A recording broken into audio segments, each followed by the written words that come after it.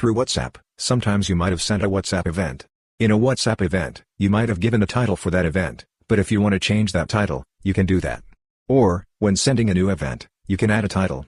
In this video, we'll tell you how to add or change the title in WhatsApp events. For this, open the WhatsApp application. After that, select the contact to which you want to send that event. For example, I'm selecting this contact. After that, down here, you can see a pin like button. Click on this pin like button. When you click on that, here you can see the event option. Click on event. When you click on that, here you can see event name. There, you should give the event name. And here you should set the time, date, etc. Anyway, after that, click on this send button. When you click on that, it'll be sent, and here you can see that event name. And if you want to edit this event name, what you need to do is click on this event.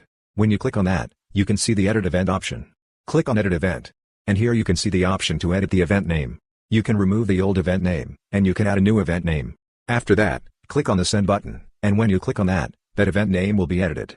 So, this way, you can easily add or change the event name in WhatsApp events. Hope this video was helpful for you. If you find it helpful, consider subscribing. See you in the next video.